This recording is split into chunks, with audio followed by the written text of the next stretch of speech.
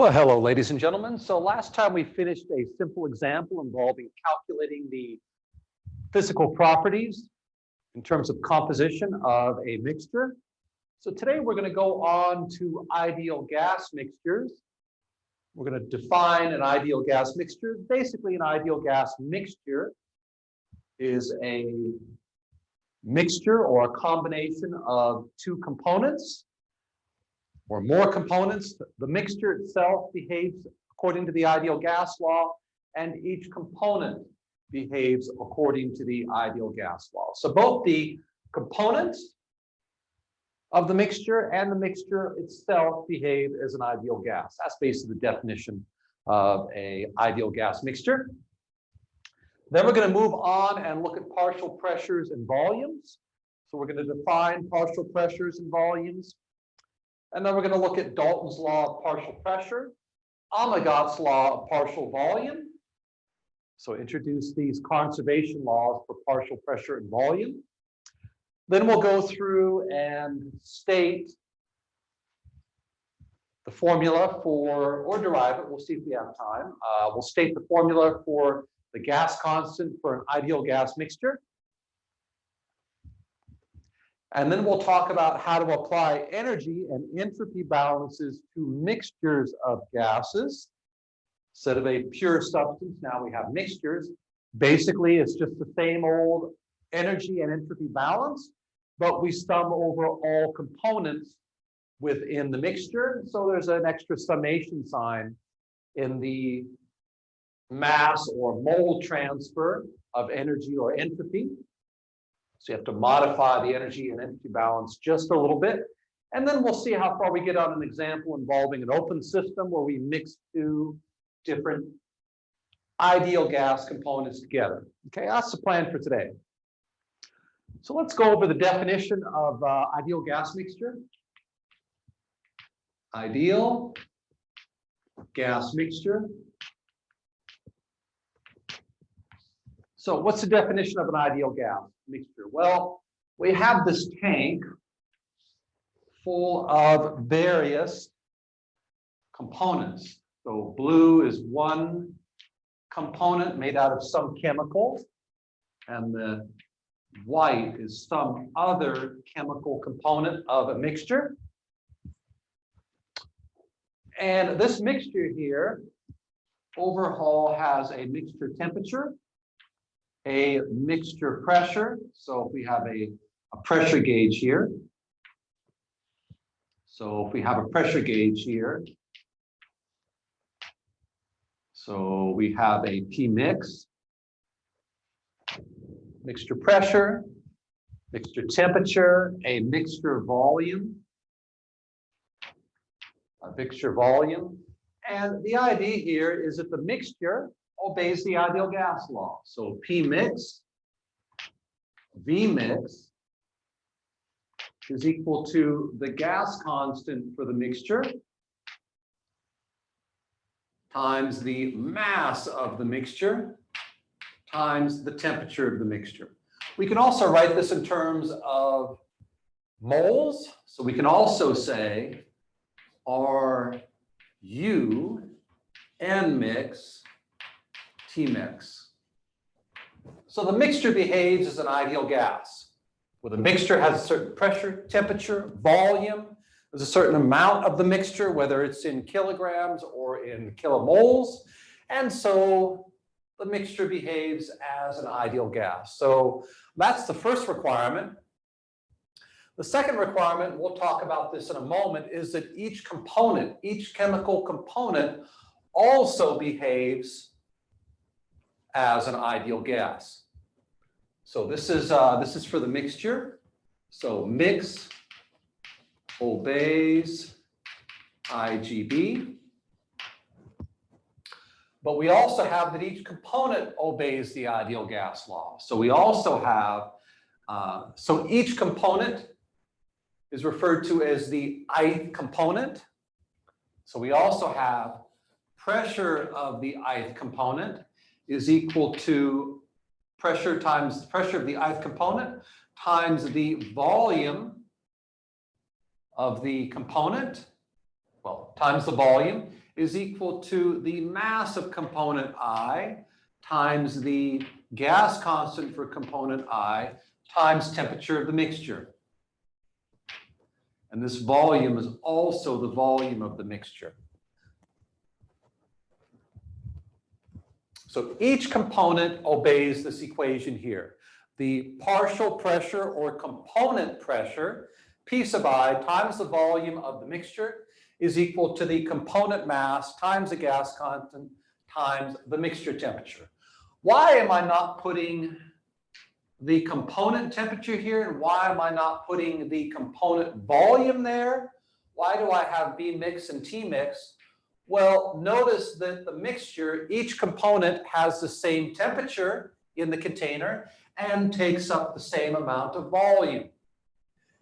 I could put VI here, I could put TI, but what I really mean is V mixture and T mixture because they take up the same amount. Each component takes up the same amount of space in the mixture and it all has the same temperature. There's also another equation here, another version of this ideal gas law for each component.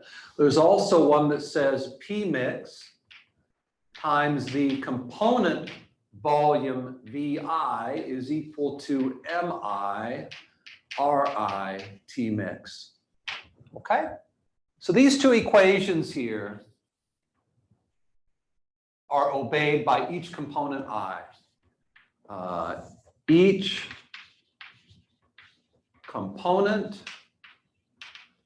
or chemical, if you like, in the mixture, each component I obeys IGB. Okay? Well, that's the definition of an ideal gas mixture. Ideal gas mixture. Okay, let's get into a little bit more detail here on what these P sub i's and B sub i's refer to in the component IGB equation. I think it's pretty clear that the mixture clearly obeys the ideal gas law if it's an ideal gas mixture. But what is this PI and VI all about? These are called partial pressures and partial volumes. We're going to talk about these right now. Okay? So let's look at partial pressure. What is partial pressure?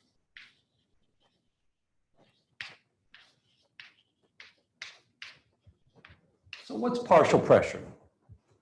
Let's say we have a mixture here in a tank, and I have a little pressure gauge at the top. So here's my pressure gauge. Okay? And initially I have some bunch of different chemicals in here. I'm just going to put two different chemicals. It doesn't matter. Two different chemicals in here, two components. Can generalize to n components, who cares? So right now we have a mixture. So the mixture has a certain volume, it has a certain temperature, and it also has a pressure, okay? Now what I'm going to do is I'm going to take a little atomic or molecular tweezer and remove all the white components here, the white atoms or white molecules. Could do the blue, who cares? I'm going to remove everything but one component. So I'm going to get rid of all the white molecules.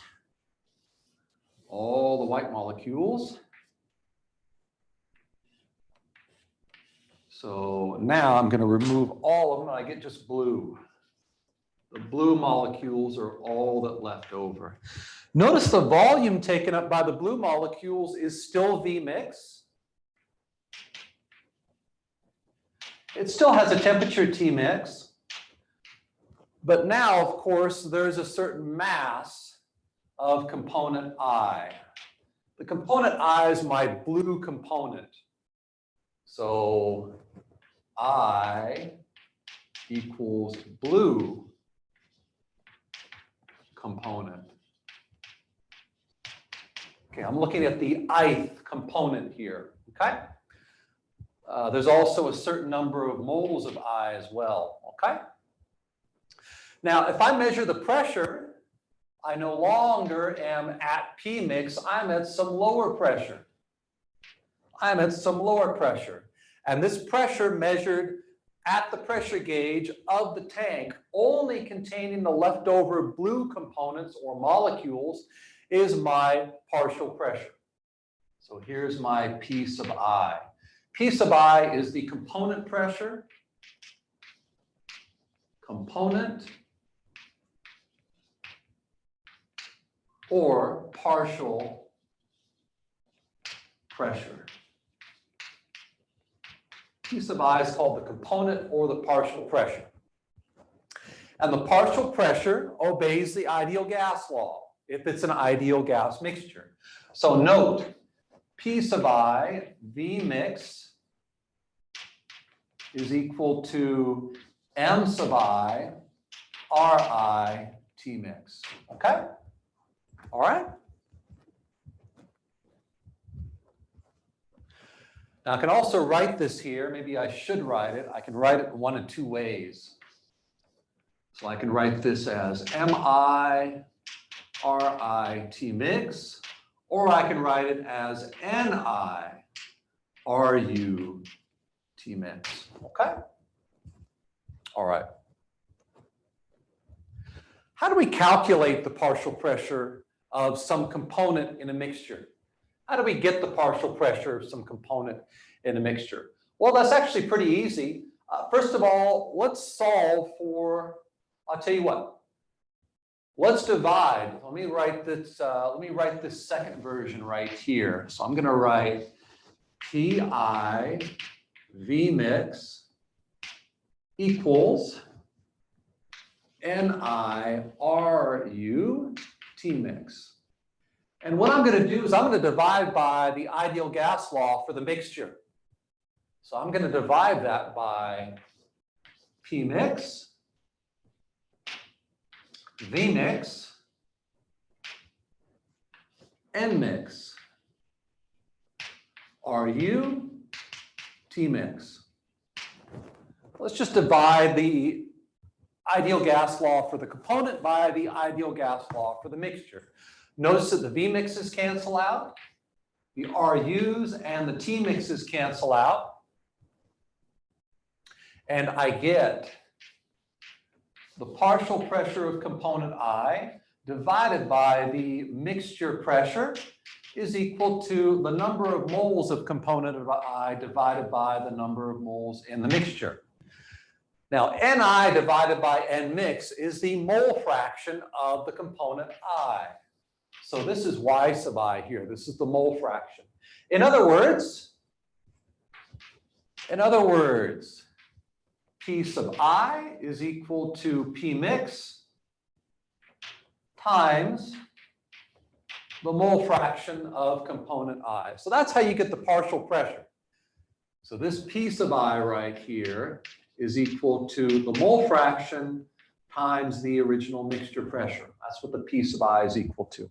Okay, so let's write this up here. The partial pressure, P sub I, is equal to the mole fraction times P mix. Okay? Now, one thing I want to point out to you is that the sum of the partial pressures of all the components in the mixture is equal to the mixture pressure. So if I sum up all the P sub I's, I should get P mix. Well, let's see if that's true. The sum of the partial pressures is equal to the sum of the mole fractions times the mixture pressure. Well, the mixture pressure is a constant in the summation, so I can factor that out. And so I get P mix times the sum of the mole fractions, and we know that the sum of the mole fractions is equal to 1 over all components. Okay?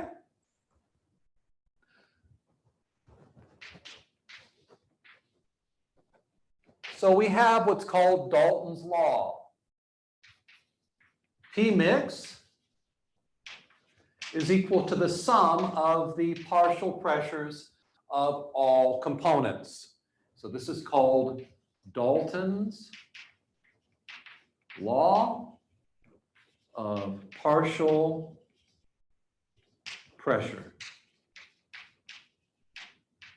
Dalton's law of partial pressure. The sum of all partial pressures summed over all components, all the partial pressures, is equal to the mixture pressure.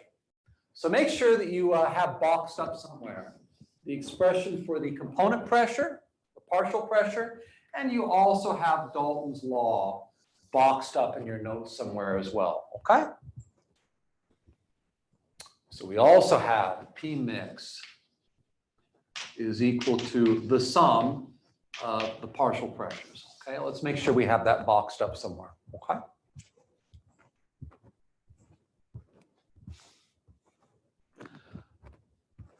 Okay, let's do another law here called Omagoth's law of partial volumes. Let's do the same experiment, but I'm going to run it. Instead of running it in a rigid tank, I'm going to run it in a piston cylinder device and keep the pressure constant in my mixture as I pick out all but one component. Okay. So now I'm going to have a piston cylinder device. So now we're going to talk about partial volumes. Partial volumes. What's partial volumes about? V sub I. What's that about? Well, let's say we have a piston cylinder device. Okay? And this thing, some force is applied to this piston. And the pressure is kept constant in this piston, on this piston, and therefore in the piston cylinder device. So now I have my two components in here. So I got two components. I could have n components, who cares? And of course I measure the pressure here. So here's my pressure. So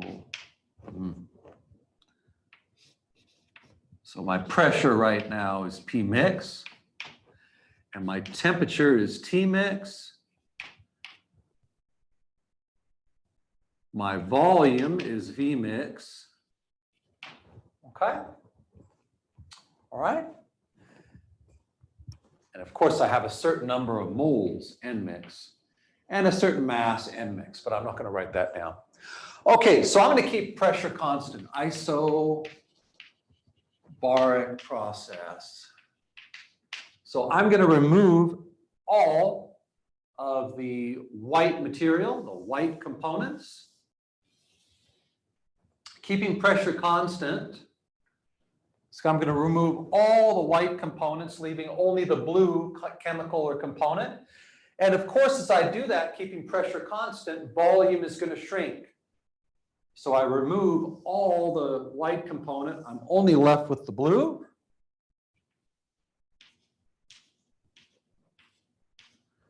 Okay, so pressure here is still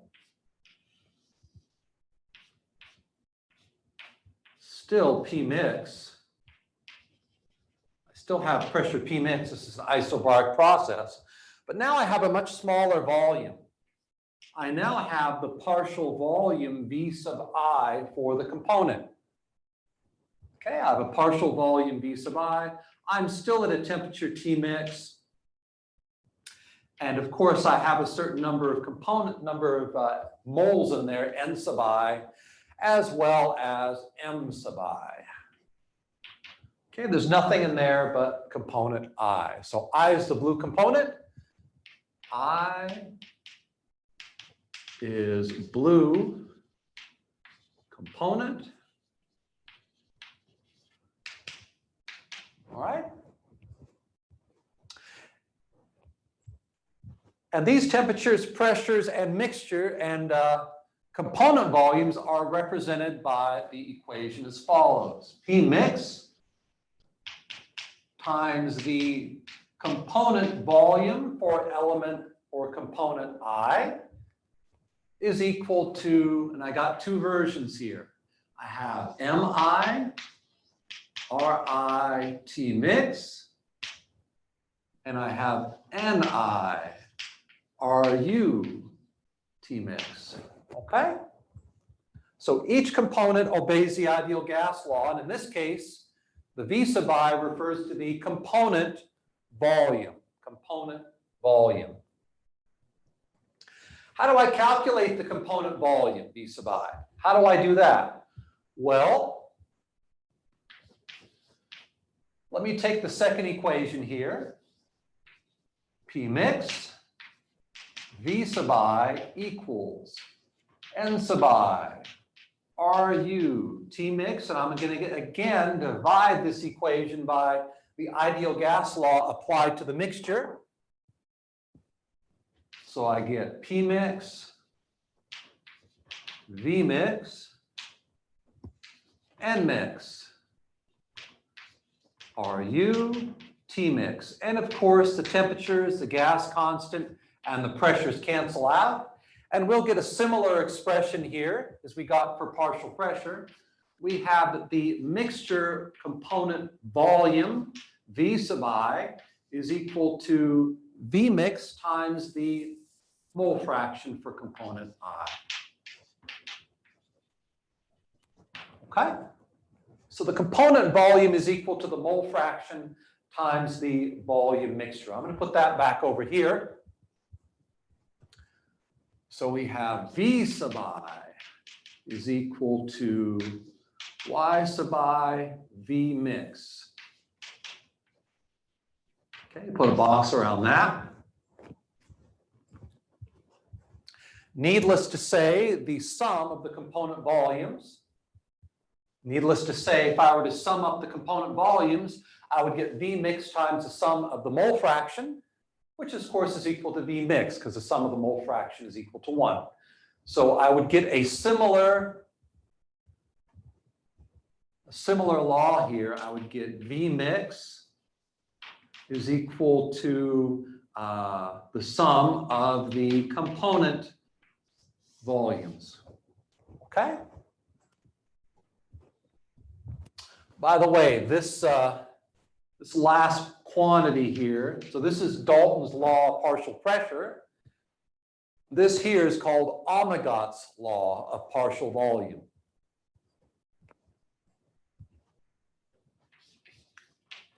The sum of V sub I is equal to V mix, and this is called Omagoth's. Omagoth's. Amagats. Omagoth's law of partial volumes. Okay, you just do it by summing up the partial volumes, and that's what you get. Okay.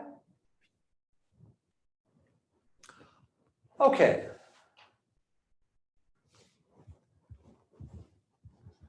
Now let's talk just a little bit more about the mixture and what this entails, what all these laws imply. What all these laws imply. So sorry. Sum of the partial volumes is equal to the volume mixture, Omagoth's law. Omagoth's law.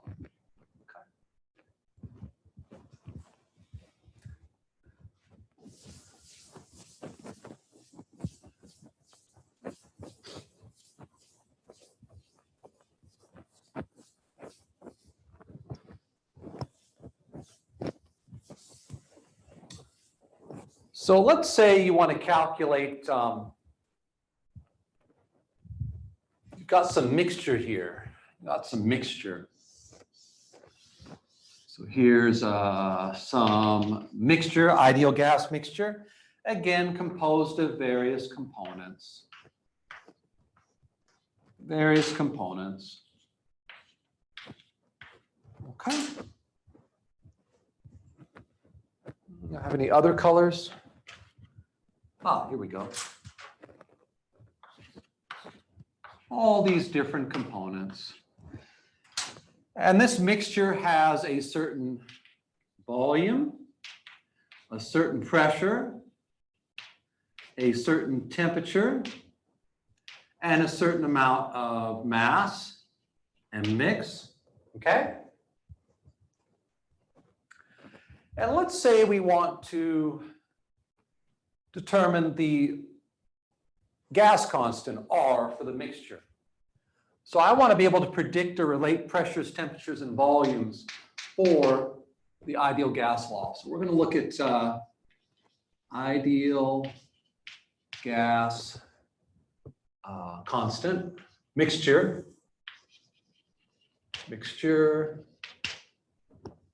constant. So I want to calculate R mix. That's what I want to do. That's what I want to do. Okay? Actually, let me, I'm going to break it right here.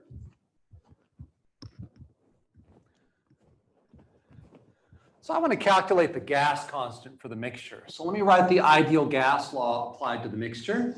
So I have P mix, V mix is equal to M mix, R mix, T mix. Now I can solve then for the gas constant R mix. And that's equal to what? It's equal to P mix, V mix, divided by the divided by mass of the mixture times T mix. So the mixture obeys the ideal gas law. Mixture obeys the ideal gas law. Now note that the mixture pressure according to Dalton's law is the sum of the partial pressures. So this is the sum of the partial pressures of each component. Okay? So this is equal to the sum of P sub I times V mix over M mix T mix. Now remember, according to the ideal gas mixture, each component obeys the ideal gas law.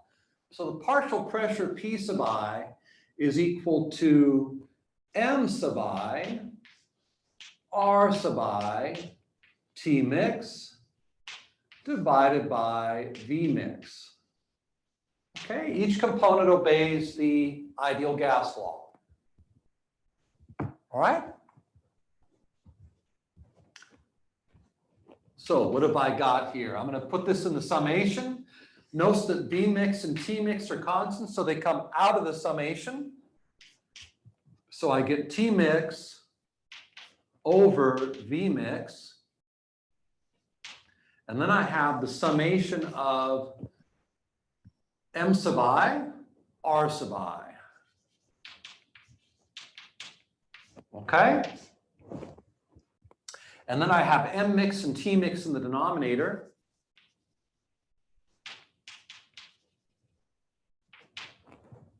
And I have V mix left over in the numerator. Okay, I just made the substitution for the ideal gas law for the component. The T mix, the V mix cancel out. And I get the sum of the mass of component I times its gas constant divided by M mix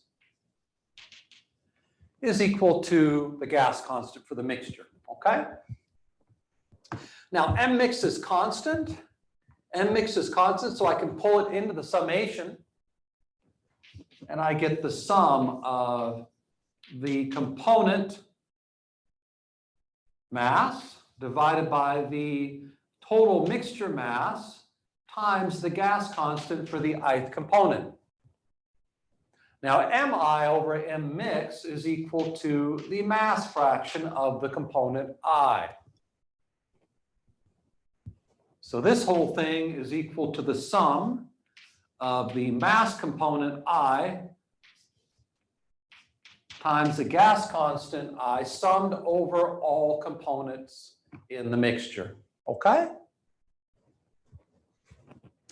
So we have the mixture gas constant is equal to the sum of the mass fractions times the gas constant for the mixture summed over all components. So let me put this down here.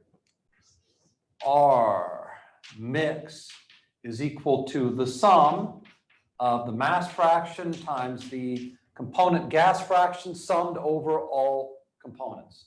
That's how you calculate the gas constant for the mixture. Okay?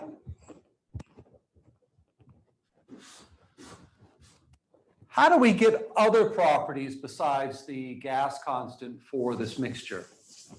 How do we get other properties? How do we get the internal energy of the mixture? How do we get the entropy of the mixture? The enthalpy of the mixture? How do we get any property for the mixture? Well, note, for property extensive,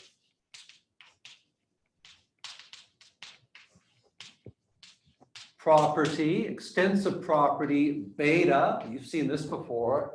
Remember the Reynolds transport theorem? For the extensive property beta, beta for the mixture is equal to the sum of the mass of mixture I, component I, times the specific beta for I summed over all components. For example, U mix is equal to the sum of the mass of each component times the specific internal energy of each component, summed over all components. Enthalpy, same thing. H mix is equal to the sum of the mass of each component times the specific enthalpy for each component. Same thing for entropy. S mix is equal to the sum of the mass of each component times the specific entropy of each component summed over all components. Very easy to calculate mixture properties. You just sum up the property for each component, just sum them all up. We can also write this in terms of moles. We can say the sum of the number of moles of component I times B bar. That would be on a per mole basis. So this B bar is per kilomole, not per kilogram. That's what the bar is about. Okay? So I can also calculate the internal energy, enthalpy, and entropy of the mixture as sum of N sub I, U bar sub I, summed over all components, and the sum of N sub I, H sub I bar, summed over all components, and same thing with specific entropy, same thing with entropy. Oops. N sub I, S bar sub I. So I just sum up the specific, sum up the entropy, enthalpy, internal energy of each component, and I get the total mixture, internal energy, enthalpy, and entropy. Okay? So use these equations here. So I'm going to write this right down here.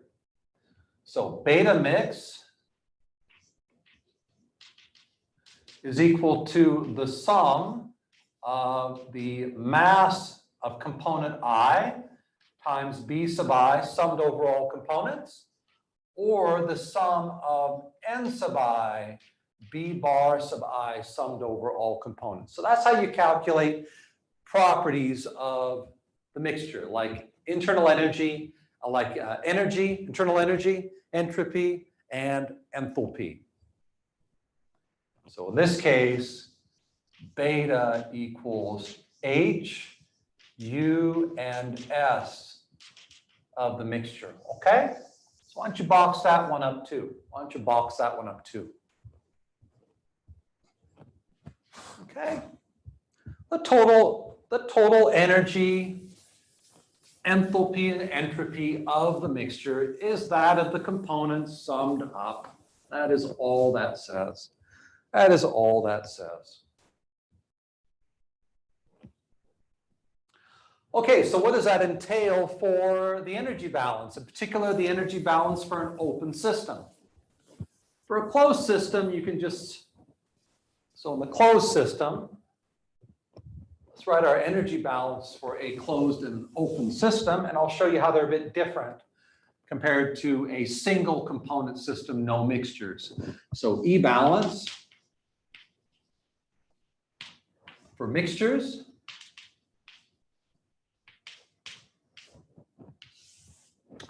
So we have our closed system mixture that undergoes some process.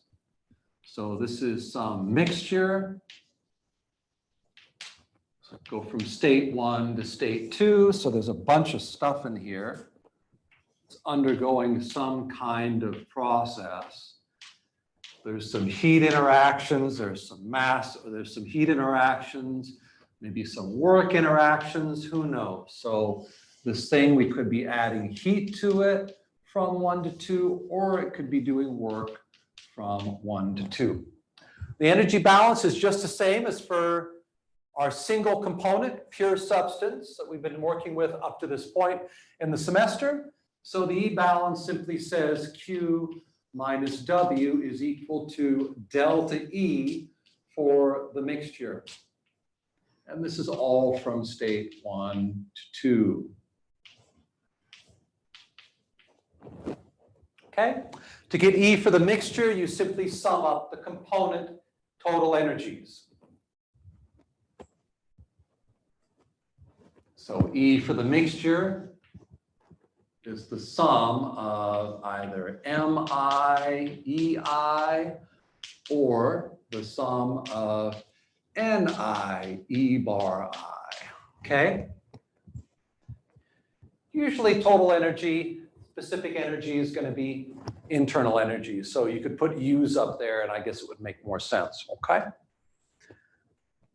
All you got to do is be able to calculate the total mixture energy before and after, and boom, you can use your first law as you normally do, okay? So this is for a closed system. How about for an open system? So let's say we have an open system here, and I have some ports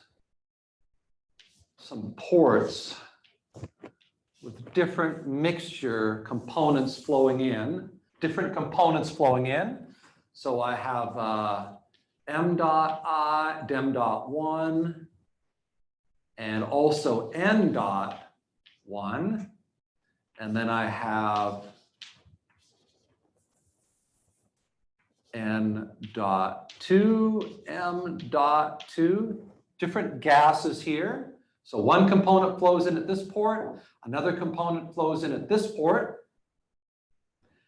And I got a bunch of components and I all the way end up down at N dot, I don't know, I max and M dot I max. So I'm mixing I max components together or something, okay? And then maybe at the outlet, I have some components coming out too. Who knows? Who knows? I have a bunch of components coming out. Different species or components, okay? So I have M dot I, N dot I, all the way down to however many components I have leaving the control volume. So this is my open system.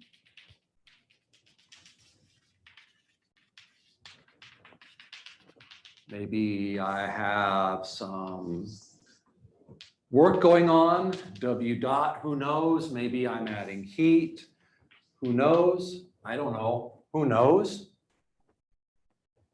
So what's the energy balance applied to that system there? What's the energy balance? Well, it's the same old energy balance that we're used to, except we have to take into account the fact that we can have multiple chemical components. So the E balance for open system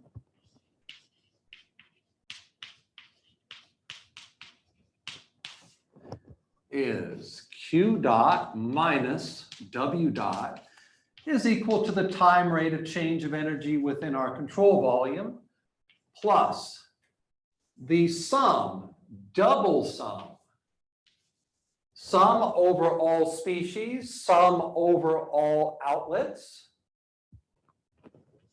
of M dot I, HI, KEI plus PEI summed over all components. So a double sum here, summed over all components I, summed over all outlets.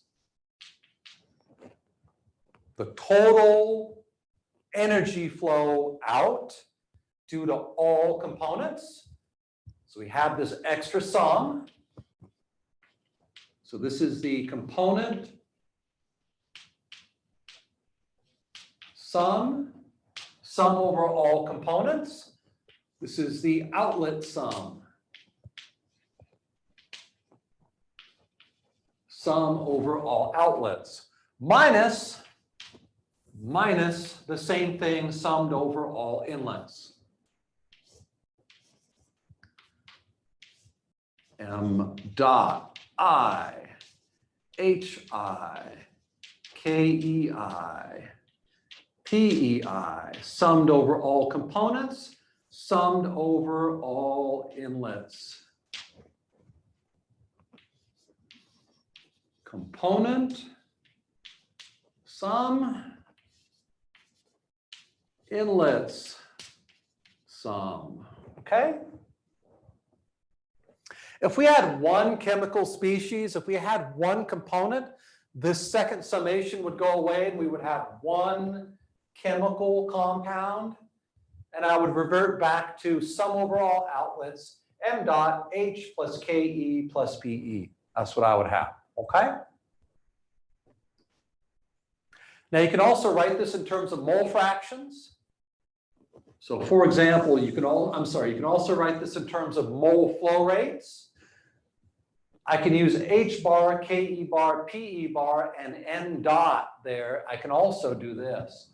Sum over all outlets, sum over all components, N dot I, H bar I, plus KE bar I, plus PE bar I. I can also do this, okay? Same thing with the inlet term.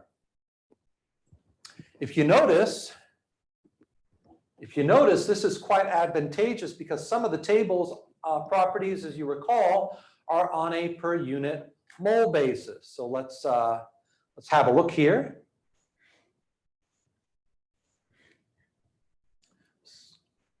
Okay. So if you recall, so here's our H2O properties. Here's our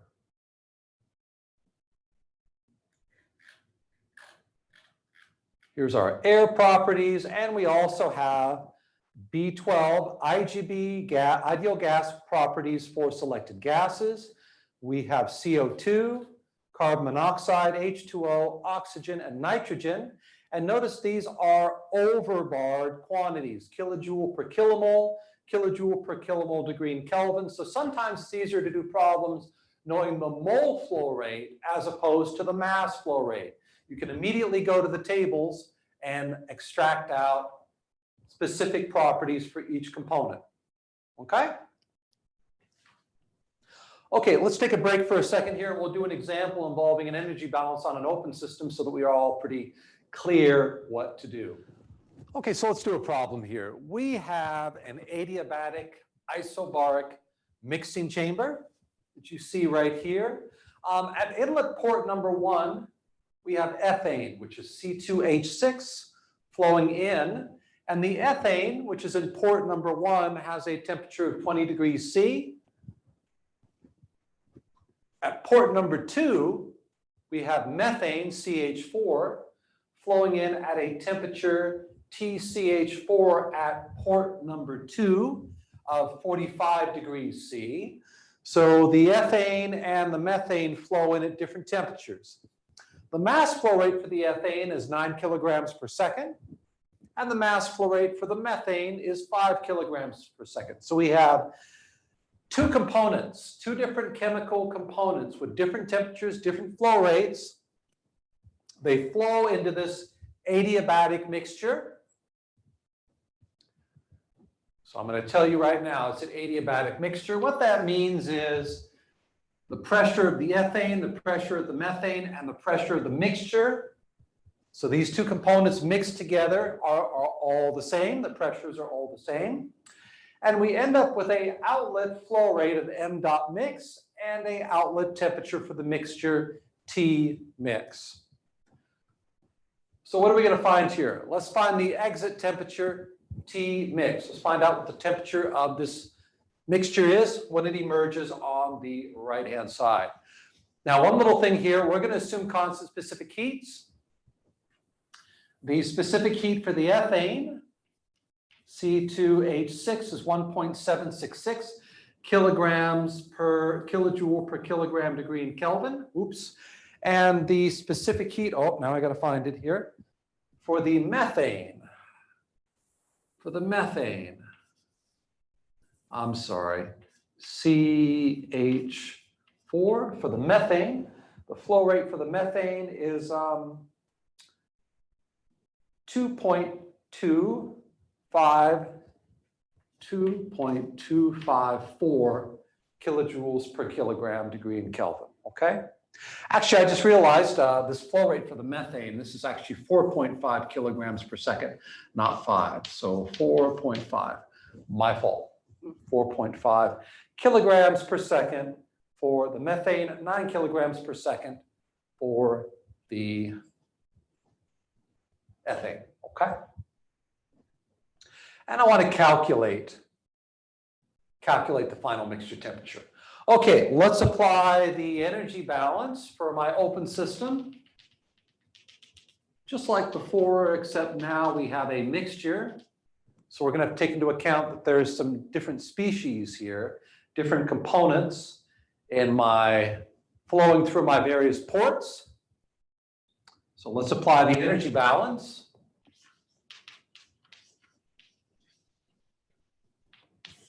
So we have Q dot minus W dot is equal to dE CV dt.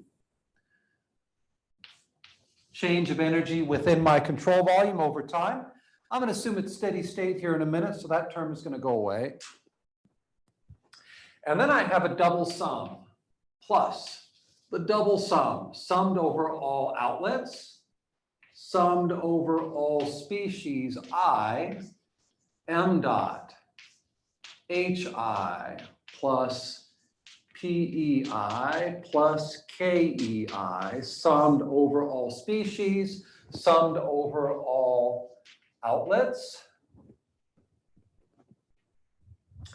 And then I have minus double sum, summed over all inlets, sum over all species, m dot I, HI plus PEI plus KEI, summed over all inlets. Okay, so this is the energy balance applied for multiple components.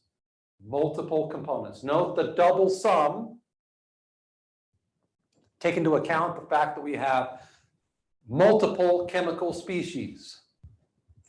If it was a single species problem, a single chemical component, this second sum would go away and the m dot I would just become an m dot and the i's would go away and we'd get back to our old single component energy balance. Okay, so let's see if we can whittle this thing away. We're told that it's a, so I tell you it's an isobaric adiabatic mixing of methane and ethane. Notice that there's no propellers in here, so there's no work interactions going on. There's no heat interaction going on, and I'm also going to assume steady state. So the dECV dt is going to go away. 0, 0, 0. Okay, so for my assumptions, I'm going to write steady state here. Steady state.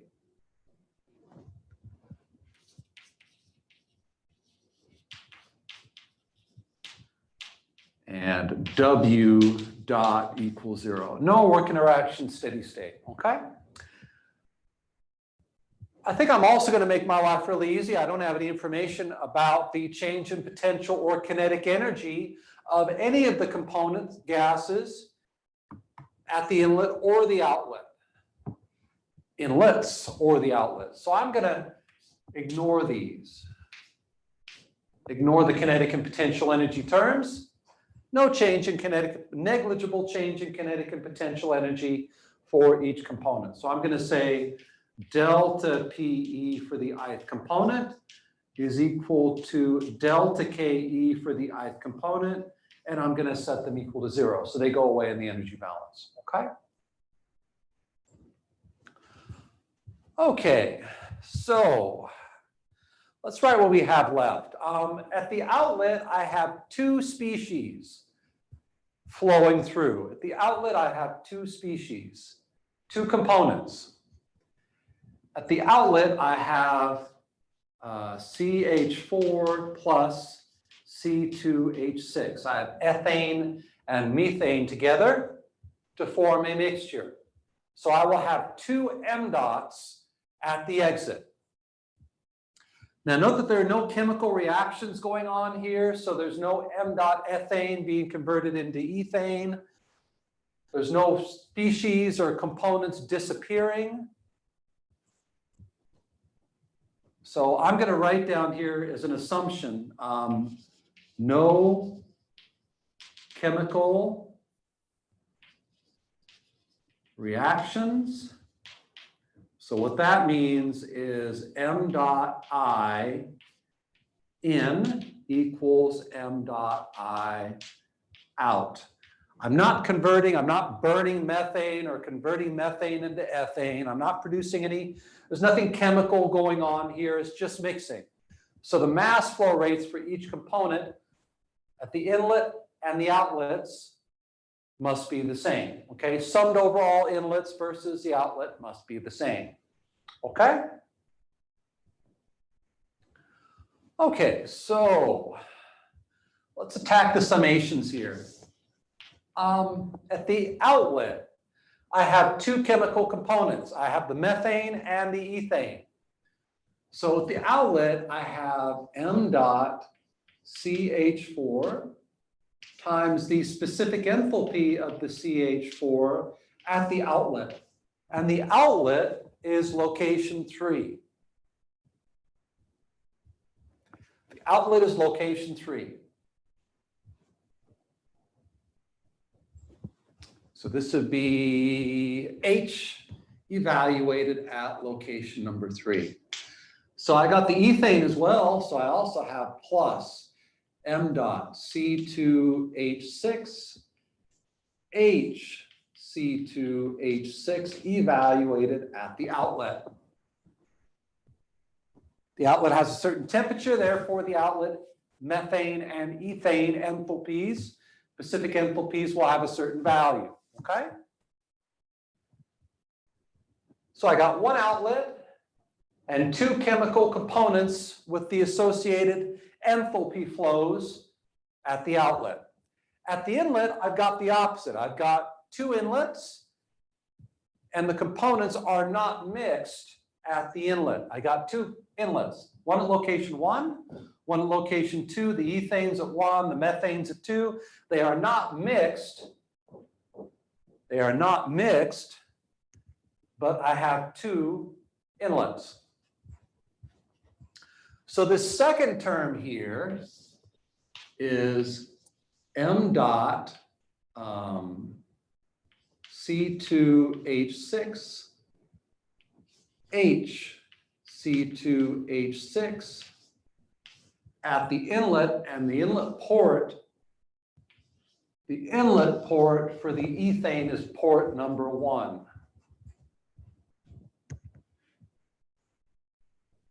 Port number 1 is where the ethane comes in, okay?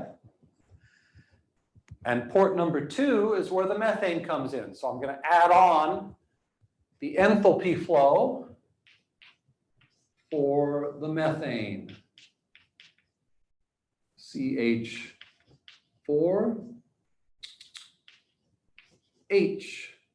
HCH4 evaluated at inlet port number 2. Okay? So what do we have here? Notice these mass flow rates for the ethane and the methane are the same. So I'm going to group together terms. 0 equals m dot C2H6. And then I have H C2H6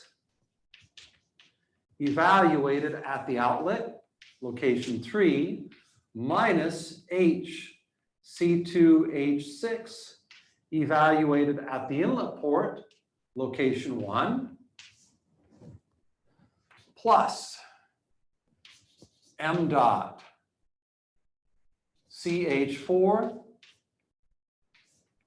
H of CH4 evaluated at the inlet, its inlet, which, I'm sorry, outlet, which is port number 3, plus H CH4 evaluated at the inlet, which is port number 2. Okay?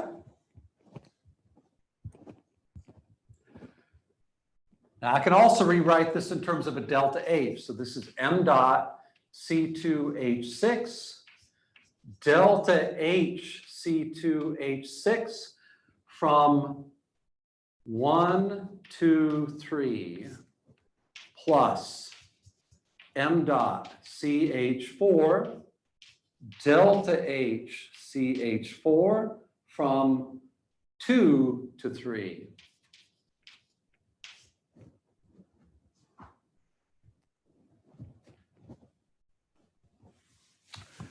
Now, I'm assuming constant specific heat, so this delta H is equal to Cp delta T. So this guy right here, this is Cp of the C2H6 times temperature T3 minus T1. And this guy right here is Cp of the CH4 times temperature T3 minus T2. Okay? T1 is the ethane inlet temperature, and T2 is the methane inlet temperature.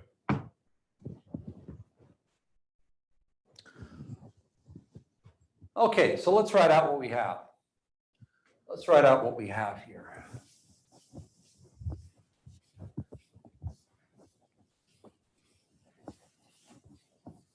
Let's write out what we have. So this is all equal to 0. So this implies, I guess I'll get rid of this too.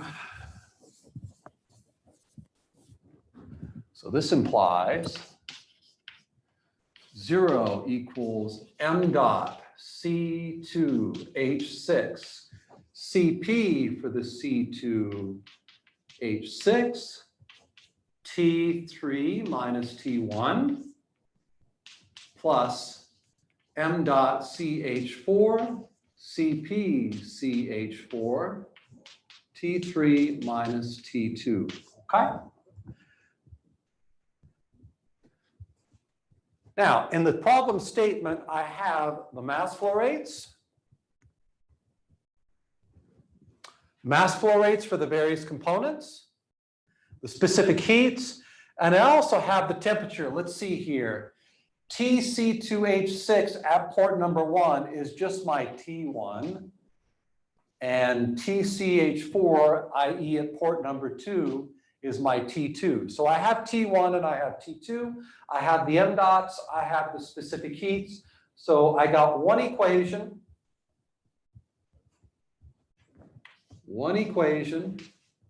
and one unknown. T3 is my unknown. Let's solve for the outlet temperature, T3, or my mixture temperature if you like. So let's see here.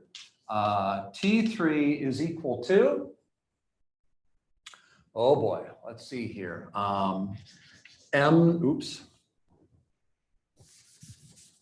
So T3 is equal to m dot C2H6 Cp C2H6 times T1 plus m dot CH4 Cp CH4 T2, and all of that is divided by m dot Cp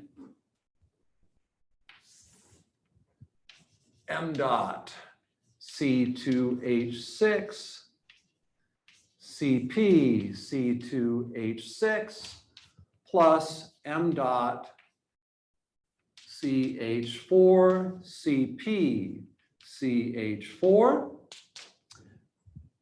And let's plug in here. Let's see here. My m dots are 9 and 5 kilograms per second. And the temperature is 20 degrees C and 45 degrees C. So let's see here. Make sure I get this right. 9 kilograms per second for the ethane. 9 kilograms per second for the ethane. The Cp for the ethane, 1.766. 1.766 kilojoules per kilogram degree in Kelvin. And then I have temperature T1. It doesn't matter whether I write it in Kelvin or not, because it involves a temperature difference. I get 20 degrees C.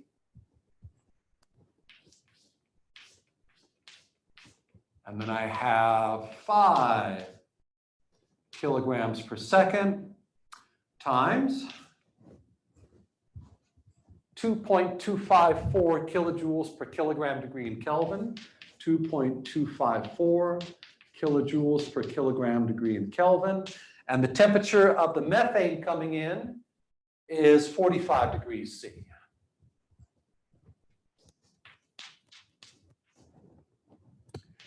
Again, it doesn't matter whether I do this in Kelvin or centigrade, because notice I have a temperature difference here. As long as I write these temperatures all in the same units, it doesn't matter whether I use centigrade or Kelvin, because the 273 cancels out in the difference here, okay? Cancels out in the difference here.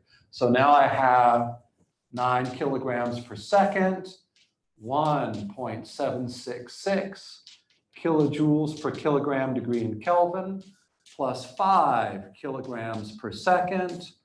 And then I got 2.254 kilojoule per kilogram degree in Kelvin. Let's look at the units here. The kilograms per second all cancel out. The kilojoule per kilogram degree in Kelvin all cancel out. And I'm left over with a temperature of centigrade. I'm left over with a temperature of centigrade. That final temperature is 29.7 degrees C. That's the mixture temperature. 29.7 degrees C. So the mixture temperature, which is T3, is 29.7 degrees C. 29.7 degrees C.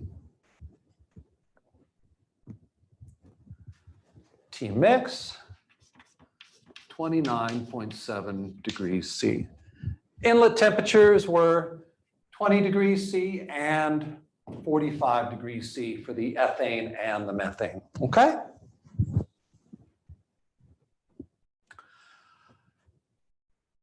Now, what if I were to give you just a little bit more information here? Not a lot. In fact, actually, I don't think I need to give you any information. What if I were interested in calculating the entropy generation? The entropy generation due to mixing. We suspect that mixing is irreversible because it's quite common to see smoke and air, so smoke and fresh air mixed together, but we don't ever see smoky air separate out into smoke and clean air. We don't see that happen spontaneously. We don't see a mixture of ethane and methane spontaneously separate out into two separate streams. That just does not happen in the real world.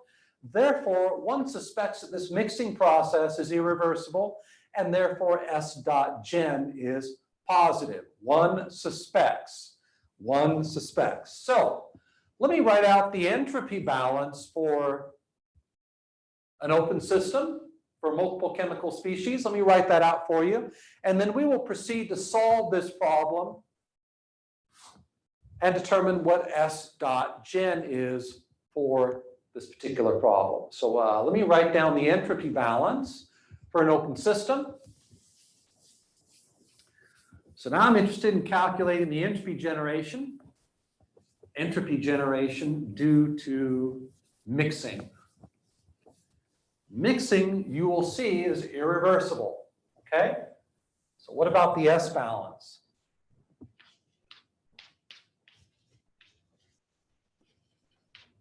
This is for an open system. Open system. I'm running out of chalk here. Let's see here. Here we go. So it looks just like the entropy balance for a single component system. So we got the sum of Q dot over the interaction temperature is equal to the time rate of change in entropy within my control volume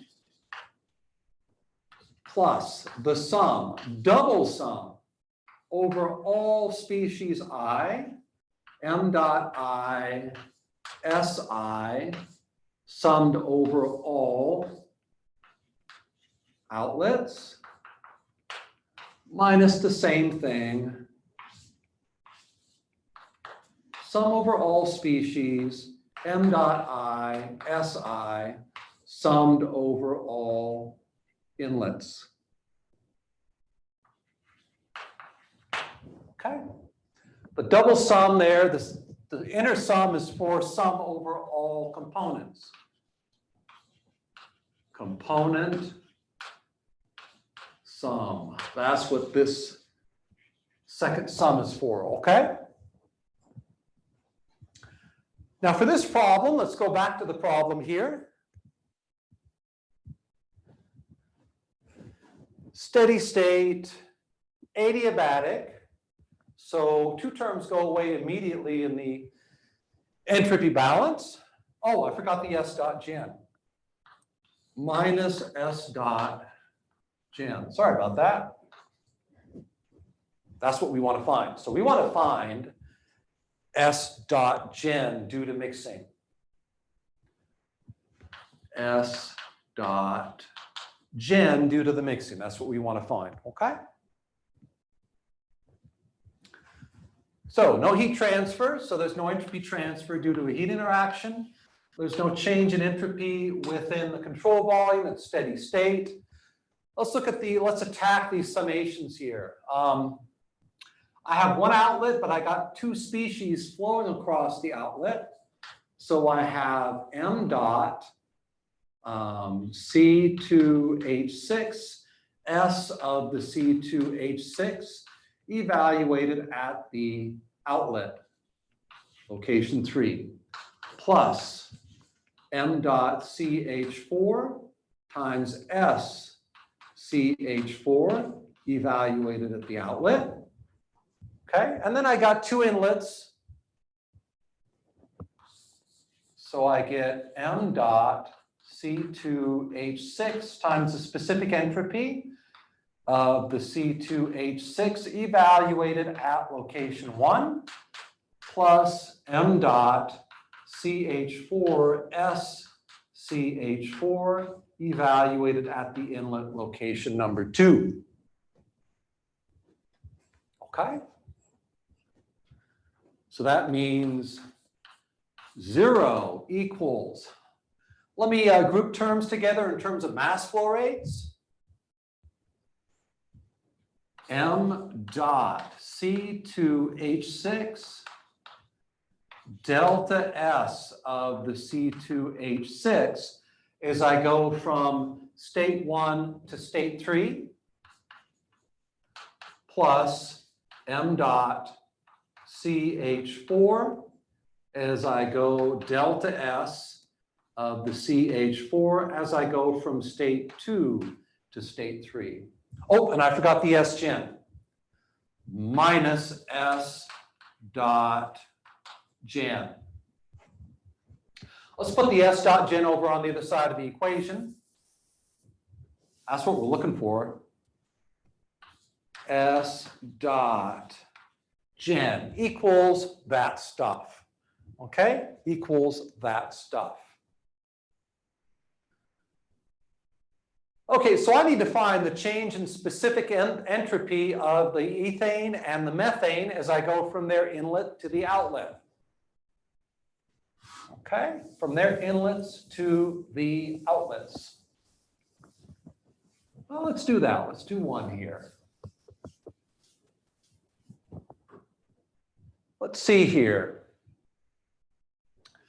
Delta S of the ethane, C2H6, as I go from inlet port number 1 to the outlet mixture port number 3, assuming constant specific heats, is going to be equal to Cp of the C2H6 ln T3 over T1 minus R for the C2H6, and that's going to be natural log of P3 over P1.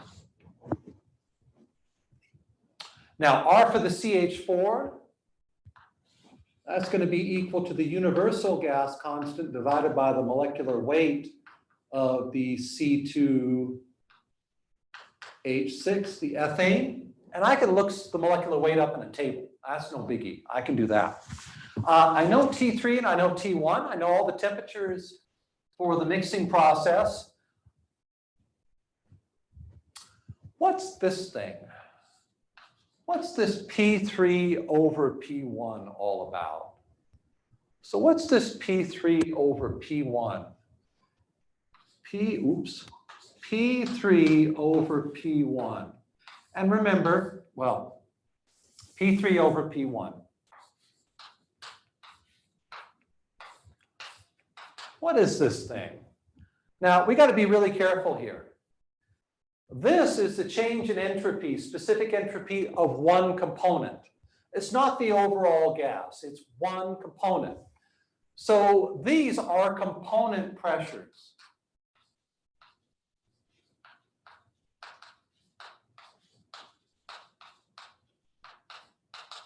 These are component or partial pressures, okay? Now let's look at our device here. Let's look at our device here for a minute. Let's look at our device.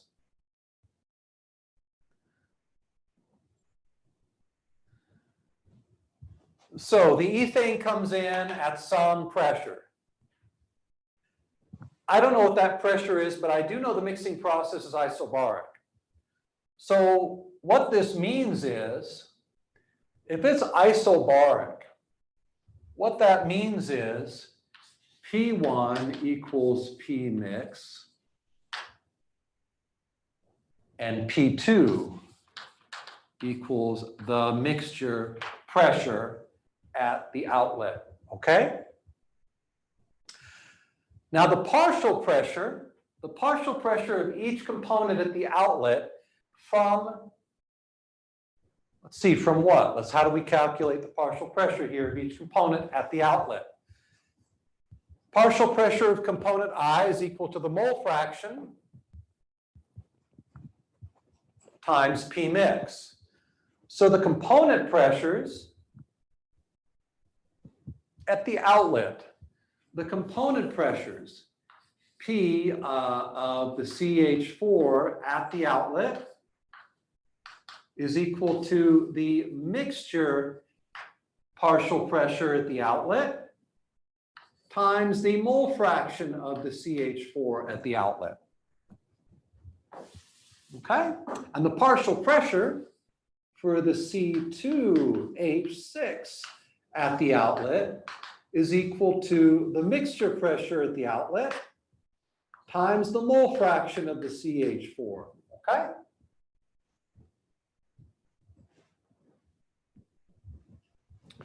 So this ratio, P3 over P4, is the partial pressure of the ethane at the outlet divided by the pressure at the inlet.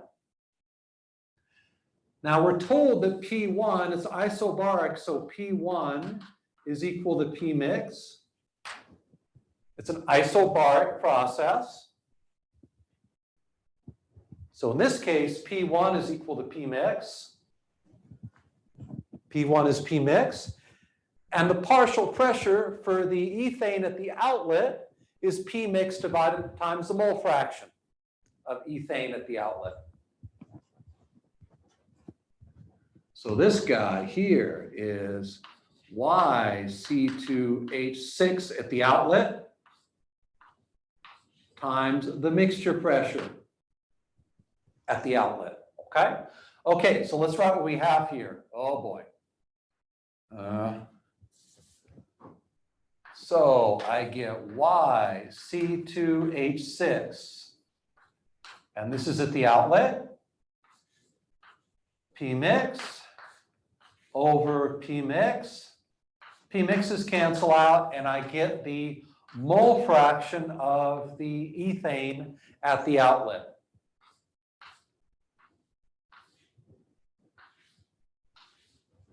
Let me make sure my nomenclature is reasonable here.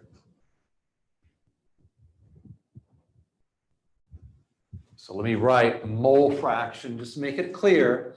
This is at the outlet right here. This is at the outlet right here, okay? So surround it, put some trees there, okay?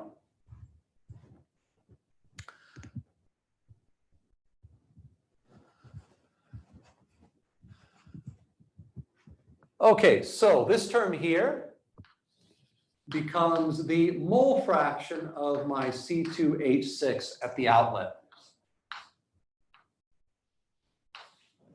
Okay, it's my mole fraction.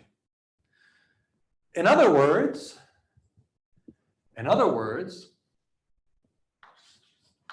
it is N dot C2H6 at the outlet divided by N dot mixture. A mole fraction can be written in terms of a mole flow rate as well as moles, okay?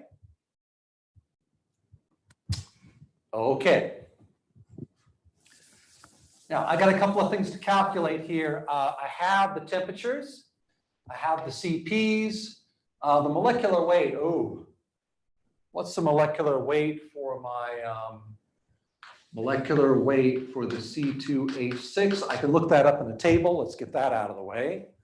Molecular weight for the C2H6. Let's see here. Molecular weight. C2H6, 30.07, that's the molecular weight, 30.07, so that's no biggie. 30.07 kilograms per kilomole of ethane, okay? So check, I got this. Gas constant, 8.314 kilojoule per kilogram degree Kelvin. That's no biggie.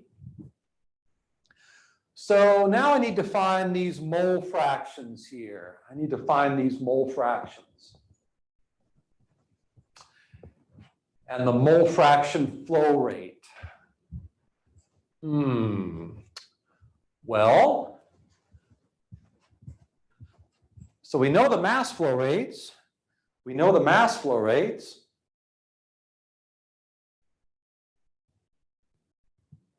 So here, oh, there we go. So we know the various mass flow rates here. So now we want to get the mole flow rates, or the ratio of the mole flow rates. Let's do that. Well, N dot mix, that's going to be equal to the mass flow rate of the C2H6 times divided by the molecular weight of the C2H6. This will be N dot,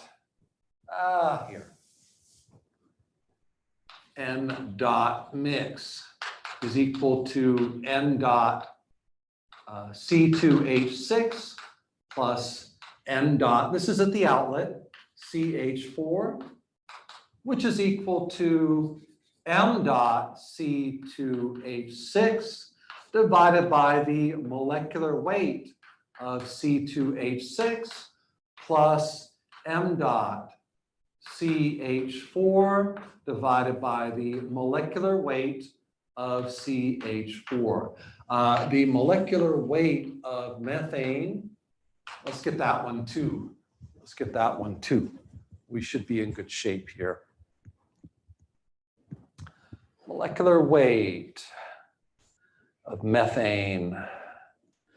Molecular weight of methane, 16.04. 16.04. 16.04 kilograms per kilomole. Okay. Notice the unit here for these fractions are kilogram per kilogram per kilomole. The kilomole goes upstairs and we will get kilomoles back. I know all these mass flow rates. Let's see here. It's 9 kilograms. 9 kilograms per second. And then I'm going to divide it by the molecular weight, 30.07 kilograms per kilomole. That's for the ethane. And then I got 4.5 kilograms per second.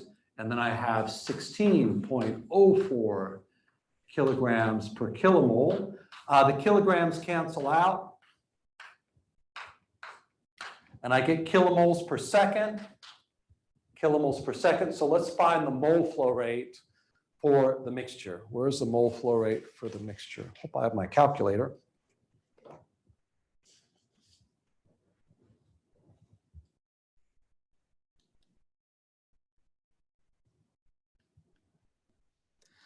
And I get 0.5813 kilomoles per second. 0.5813 kilomoles per second, okay? So that's N dot mix. That's N dot mix. What's N dot for the ethane? So I got N dot mix at the outlet is 0.5813 kilomoles per second. What is N dot of the C2H6 at the outlet? Well, that's going to be here. This is for the ethane, so 9 divided by 30.07. And I get 0.29. 9 kilomoles per second, okay? Okay, so let's plug in specific heat for the ethane, 1.766. 1.766 kilojoule per kilogram degree in Kelvin. Natural log, T3, the outlet temperature was 29.7. Oh, needs to be in Kelvin. Needs to be in Kelvin, so 273 plus 29.7. 29.7 plus 273. That's the outlet temperature. That's the outlet temperature, T3. And the inlet temperature for the ethane was 20 degrees C. And of course, I got to add 273 onto that to get it in Kelvin. So 20 degrees 20 plus 273. And now I have minus RU, which is 8.314 kilojoules per kilomole degree in Kelvin. divided by the molecular weight for the ethane. So that is 30.07 kilograms per kilomole. Kilomoles cancel out and I get kilojoules per kilogram. And then I have the natural log of n dot for the ethane, 0.299 over n dot for the mixture, 0.5813 kilomoles per second. And I get a total change in enthalpy. Let me get this here in a second. What's the total change in entropy for the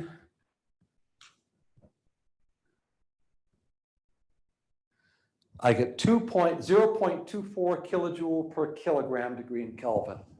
0.247 kilojoule per kilogram degree in Kelvin. That's delta S of the C2H6 from 1 to 3. That's from 1 to 3. I'm sorry, 0.240, not 7. Sorry about that. We go through and we do the same thing for the methane. Same procedure, CH4 from 2 to 3. Go through the same exact procedure. Calculate the ratio of the pressures, the partial pressures for the methane. And I get 0.265. 0.265 kilojoule per kilogram degree in Kelvin. Okay? All right, we have the mass flow rates, we have the delta S's. Let's plug in. Mass flow rate for the ethane, 9 kilograms per second. Delta S for the ethane is 0.240 kilojoule per kilogram degree in Kelvin, plus m dot for the CH4, which is 4.5 kilograms per second, 4.5 kilograms per second, times delta S for the methane, 0.265 kilojoules per kilogram degree in Kelvin. Kilograms cancel out, and I get kilojoule per degree Kelvin per second. And I get S dot gen. What's my S dot gen here? S dot gen is 3.353. 3.353 kilowatts per degree Kelvin. So S dot gen. S dot gen. Inside of here, during the mixing process, S dot gen is 3.35 kilowatts per degree Kelvin. Positive or negative or zero? Obviously, it's positive. So note, S dot gen is positive.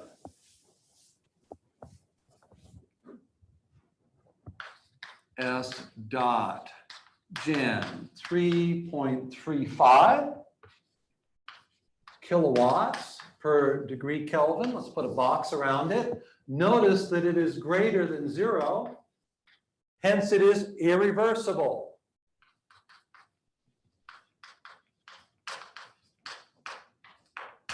Okay? It's spontaneous and irreversible. Gases mixed together, no problem. They don't spontaneously separate themselves apart. If you were to reverse this problem,